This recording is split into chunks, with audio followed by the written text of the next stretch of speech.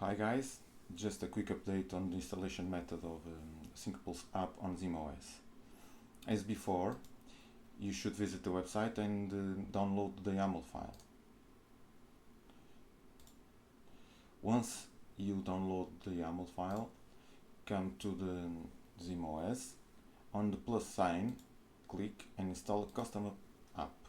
Import and Docker Compose. Point to the file you just downloaded.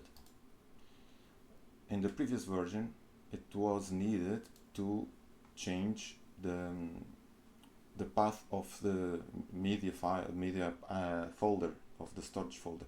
There is no need to change any value in this version. Just install. Wait a moment for the system to download the files and install them.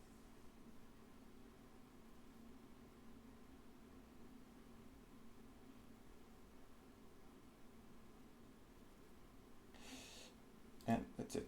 It's already installed. You'll get the welcome screen, agree and continue, and that the SyncPulse app is installed. In the next video I will show you the new method of creating remotes, creating clouds and creating tasks with wizards. Stay tuned for the next video. Thank you.